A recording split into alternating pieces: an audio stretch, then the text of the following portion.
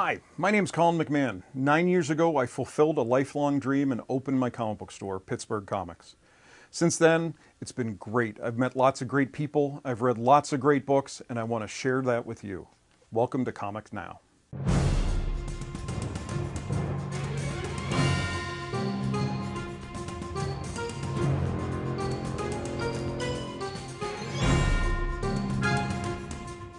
Hey everybody, welcome to Comics Now for November 2016.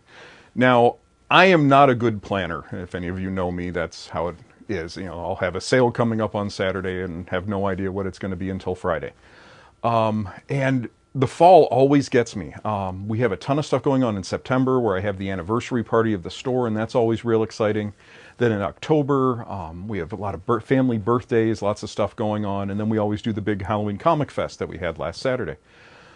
To end the year, and then trick-or-treating and everything. So October's always super crazy busy, and I'm really focused on it. And then all of a sudden November 1st comes, and I realize, holy cow, I got a ton of stuff going on in November. This year, they changed things up a little bit. We have the thing called Local Comic Shop Day is coming up on Saturday, November 19th. And to me, I'm sitting here right now going, that's 2 weeks away. I don't know what to do. What happened is, it's kind of neat. Joe Field, who runs 4Color Comics out in California, has a store in a strip mall. And in that strip, there's a Baskin Robbins. And Baskin Robbins every year does free ice cream cone day. And he noticed there was this huge line of people lined up to go get free ice cream. And he went over and he talked to the people and realized that it just drives a lot of business to that store that day. Yes, they're giving away something, but they're also creating a lot of business. So he went to the publishers with the idea of free comic book day, which has been great. I think last year was the 15th anniversary. Huge day, getting people in, excited about comics, give away thousands of comics. I think nationally it's millions of comics. So all of a sudden, the record industry kind of took notice of this and started Record Store Day, where they spun it a little bit differently because they can't really afford to give away free records. Just the production is a little more expensive than a comic book. So what they did is they started creating special limited edition items, albums and CDs with special tracks, special songs that were only recorded for that, things like that, special edition, limited production items, to get people into the store to find these. You can only get them on this day. There's a limited quantity, things like that. So Comics Pro, the local, or not local, but the National Comic Book Retailers organization, decided, hey, let's take this idea and kind of spin it a little bit more. And they created a thing called Local Comic Shop Day, a way to get people into stores, get people away from either digital or ordering online. It's a special event where you actually have to come into the store to get it. And they approached the publishers about doing some limited release items. And last year was the first one, and it was neat. Didn't work quite right. Nobody quite knew what to make of it. We quite knew what to do with it. So it was neat. The problem is a lot of things were a little too limited, where I only got in one or two, and it made it hard because part of the rules are you can't really hold things for people.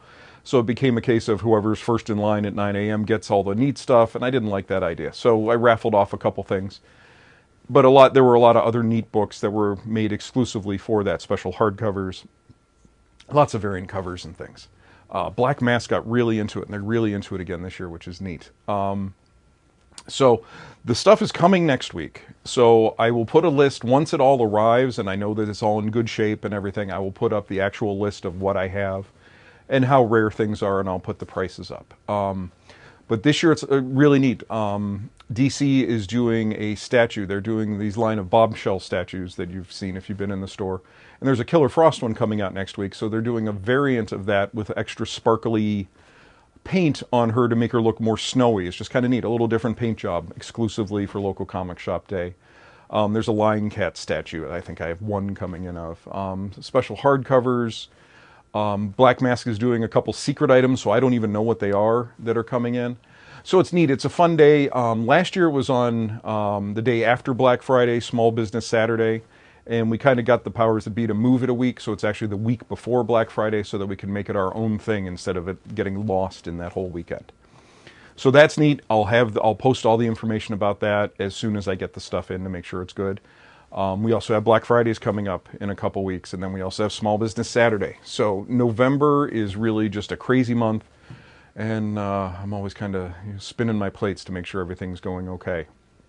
On top of that, this year it's a 5 Wednesday week. There's 5 Wednesdays in November, which means not so much we get extra product, but sometimes we get publishers put out more, but things get a little more spread out. So it's kind of neat that you're probably not going to have a big week of books coming. You're going to have like 5 slightly smaller weeks, so it won't seem as bad.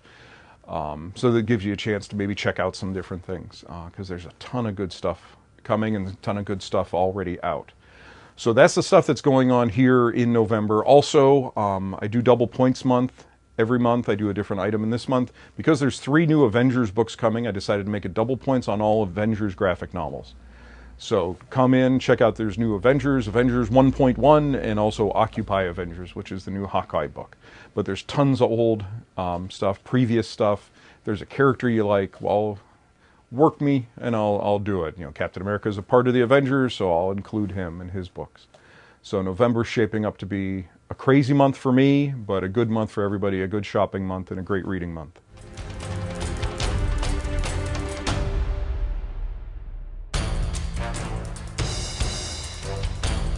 Also happening in November is we have a new Marvel movie, Doctor Strange.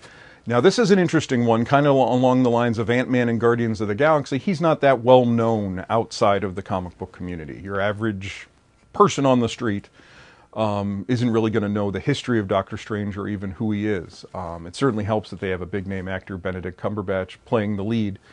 But so that's coming out really soon. The reviews have been good. So I'm excited. Doctor Strange has been around since 1963. He started in Strange Tales number 110. That was his first appearance. Brief history of him. I don't want to give away too much, take anything from the movie, but he was a renowned neurosurgeon who, very egotistical, very brash, was thought very much of himself. In a car accident, his hands are crushed. He can no longer perform surgery. He can't do his gift to the world, and it affects him greatly. He's trying to find a solution, and he hears about the Ancient One in Nepal or somewhere. So he goes off to find him to see if magic can cure his hands. And along the way, he becomes a student of the Ancient One, and then eventually takes over for him after bad things happen. The bad guys come about, and he becomes the Sorcerer Supreme, the master of the mystic world in the Marvel universe. So neat, a personal connection to him. I've always enjoyed Doctor Strange for a couple reasons. 2 of my favorite artists have done a lot of work on him. Steve Ditko created him, and I love Steve Ditko from loving Spider-Man. He just has a real quirky style, which totally works for Doctor Strange. Real weird hand positions, showing that he's casting spells, these bizarre other dimensions that Doctor Strange goes to. He's just a really good artist for describing that and explaining and making it look real. And then there's also Gene Colan, who did a long run on him, more in the dark and moody version of Doctor Strange. Getting into he did a lot of work on Daredevil. He did a lot of work. He did the entire run of Tomb of Dracula, so that was kind of his thing. So he really worked on Doctor Strange in just a different version, not so much the mystical aspect, but the dark and mysterious versions. Because with the movie coming, Marvel always likes to put out a lot of Doctor Strange stuff. They always do this, which is great. There's a new book called Mystic Apprentice, which is basically just a reprint book, but it's reprinting his first appearance and his origin. So if you're interested in that, that's out already. There's a new book called Sorcerers Supreme, which is adding some new sorceries into the Marvel Universe, and they're teaming up to help Doctor Strange take on the bad guys. And they've also collected and put out a bunch of Doctor Strange graphic novels. It had been a little thin for a long time, and it was a little frustrating as people were coming in, hearing about the movie, and I didn't have a lot for them. But in the last few weeks, we've seen just a real influx of Doctor Strange graphic novels. A couple of them, one of them, The Oath, which is a real popular one. That's by Brian K. Vaughan, real renowned writer of Y: The Last Man and Saga. That one involves Doctor Strange looking for an elixir to cure Wong because he has terminal cancer. And of course, bad guys interfere. Also, Doctor Strange, Doctor Doom, Triumph and Torment. Every year, Doctor Doom goes to hell and tries to get his mother's soul freed. And for some reason this year, Doctor Strange is convinced to go along with him to help him. And it's basically a team-up story, and of course things don't go as planned. And then as there's the current run with Jason Aaron and Chris Bacalo, who are doing the current Doctor Strange run, which has been really good. We have 2 volumes of that one out so far. So lots of excitement. Doctor Strange, if you have any questions, come in and ask, and I can certainly point you in the direction you're looking for to get you up to speed before or after you see the movie.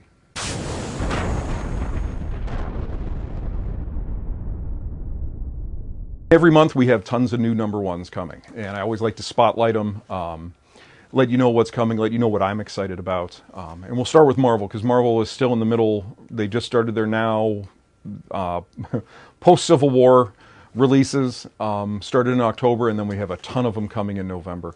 And like I said, there are 3 new Avengers titles coming out. And there's the main Avengers number 1. This is Mark Waid.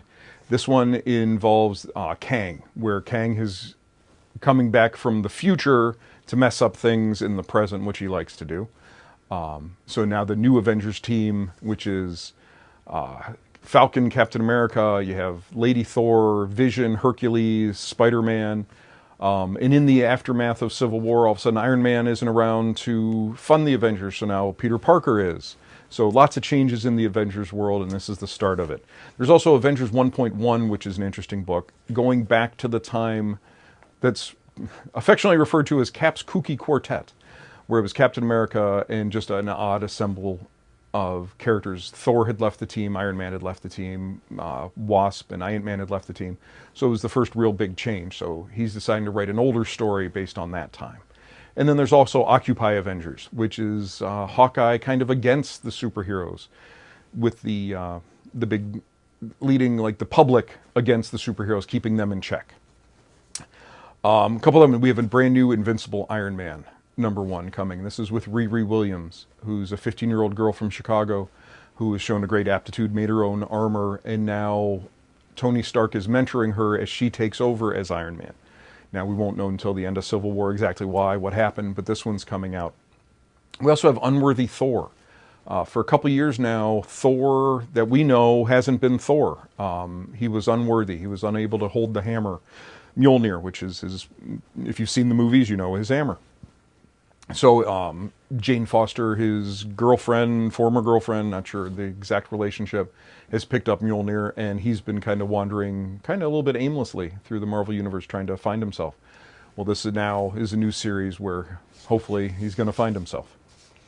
And then some other books that are coming out. There's a new Thanos number 1, with him kind of being teased in all the Marvel movies. He's getting his own series.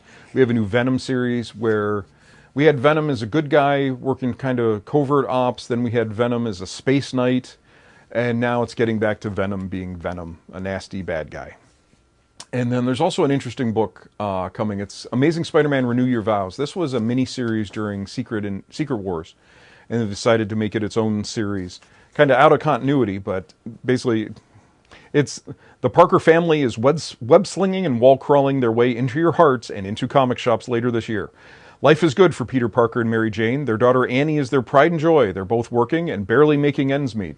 They're keeping the streets of New York safe from supervillains. You know, normal family stuff. Oh, did we mention MJ and Annie have spider powers just like Peter? Being Spider-Man just became a family affair. So a little different take on Spider-Man. We'll see how it plays out. I'm assuming it's not in the regular Marvel universe, but the way Marvel does stuff, you never know. So that's basically Marvel. Now, DC has a couple neat books that I'm excited about. We have the next one from the Young Animal line, which has brought us so far Cave Carson and Shade the Changing Girl and Doom Patrol. And this is the next one, which is a little more grounded, not as oddball, but it looks really good to me. It's called Mother Panic. Basically, meet Violet Page, a celebutante with a bad attitude and a temper to match, who no one suspects of having anything lying beneath the surface of her outrageous exploits. But Violet isn't just another bored heiress in the upper echelons of Gotham City's elite. Motivated by her traumatic youth, Violet seeks to exact vengeance on her privileged peers as the terrifying new vigilante known only as Mother Panic. So kind of another Batman kind of family book, but not really. So this one, it's interesting. It's drawn by Tommy Lee Edwards, who's really good on the dark, creepy kind of art. That's his thing. Not saying he's creepy. But, so I'm excited about this one. This one should be really good. And then a neat book that I don't know what to make of, but it's Newtown Showcase, where basically Marvel has been doing some writer workshops with Scott Snyder running them, and they've decided to give all these new creators that they're kind of trying to develop an outlet. So they have them doing a bunch of books. There's a Wonder Woman story, a Superman story, Joker story, a Hawkgirl story, all with these new writers and artists. So it's a way for them to kind of get stuff in print, let you see their stuff. It's funny, I noticed one in here is Barnaby Bagenda, who did Omega Men with Tom King, which had huge, great reviews, and here's just a little more spotlight for him if you hadn't seen him. So just kind of neat. And then just saying, yeah, see what they've learned from the masters of the craft, Scott Snyder, Jim Lee, and Klaus Janson. So that's neat. As long as, and also DC is just continuing to roll along. Superman number 10 came out this week, and Superman has been just killing it. And I'm not a big Superman fan, but this is probably my favorite issue of Superman I've ever read, with very little Superman in it. So it's kind of a real fun book, dealing with his son, John, and Batman's son Damian, and them meeting for the first time, and then basically in it has Batman and Superman having to act as parents, which you haven't seen, and it's just kind of fun. It's different, which I'm really impressed with. So some other stuff. IDW is coming out with a neat follow-up. Last year we had Batman Teenage Mutant Ninja Turtles from DC. Now IDW is putting out Batman Teenage Mutant Ninja Turtles, but it's the animated versions of both characters. So we'll see how this one goes. The other one did great. I have high hopes for this one. That's coming out. There's a new Optimus Prime book coming. If you're a big fan of Transformers, he's getting his own book. And then the Mask book, the Mobile Armored Strike Command, for all the children of the 80s who remember the toys. Image has some neat ones. There's a new one from Scott Snyder and Jeff Lemire, which is just a real neat team-up. Two really outstanding writers, and Jeff Lemire's drawing this one. It's called AD After Death, and it's in 3 big books. And the premise is, what if we found a cure for death? 2 of comics' most acclaimed creators, Scott Snyder and Jeff Lemire, unite to create a 3-part epic like no other, set in a future where a genetic cure for death has been found.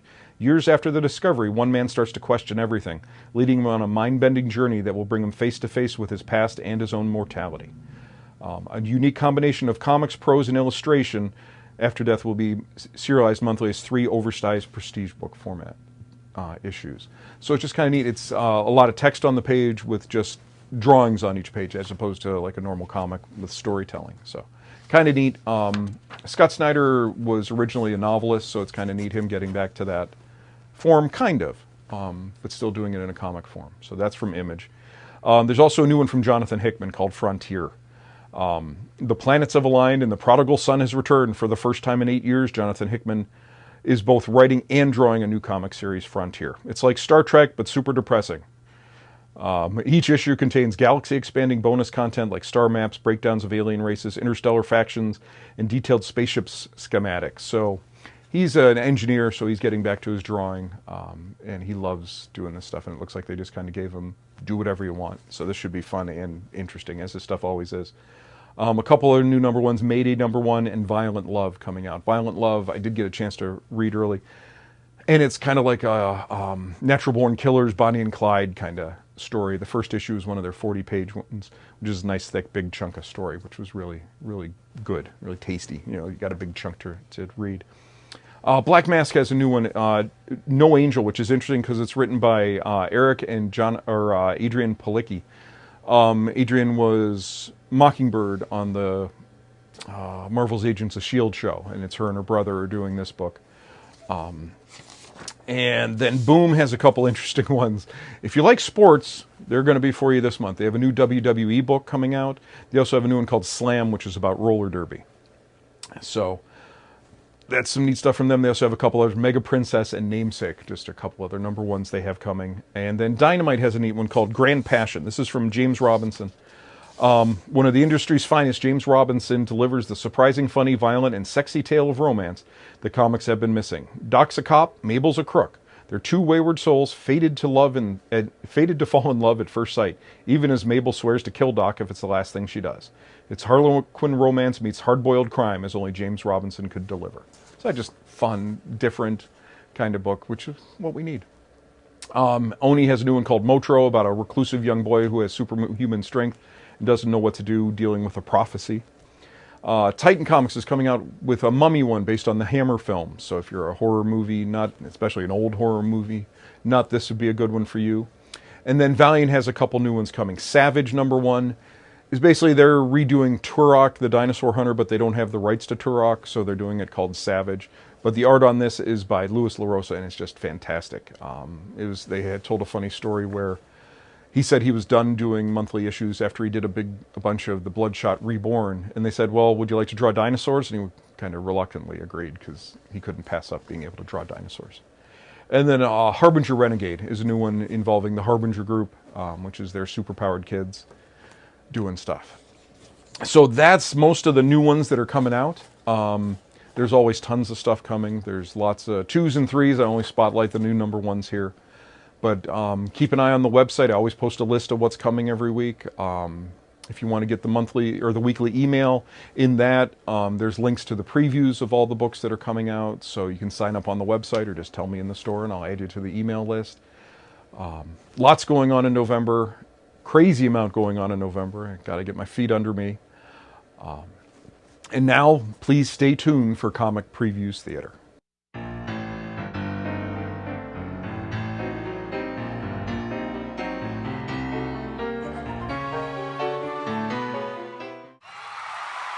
And that's that. Enchantress and Executioner are nowhere to be seen. They must have run with their tails between their legs. Canst thou blame them? We are the Earth's mightiest heroes, and we are tired. And here are the keys to the mansion headquarters and all its rooms. Mr. Stark encourages you and your new teammates to make yourselves at home. What? I've gone for a week and you decide to disband the Avengers? We're too fractured, Cap. None of us, including Thor, have the bandwidth to give this team the focus it deserves. And that's on us. That's why we have faith in you. The Avengers is your personal life. If anyone can maintain the standards we've set, it's Captain America. We're available if you need us, absolutely. But until each of us gets our personal lives sorted, we're a detriment. And we wouldn't leave you short-staffed. We think you'll be pleased with the replacements we've chosen, Cap. Go on in and meet your new team. Who are you people?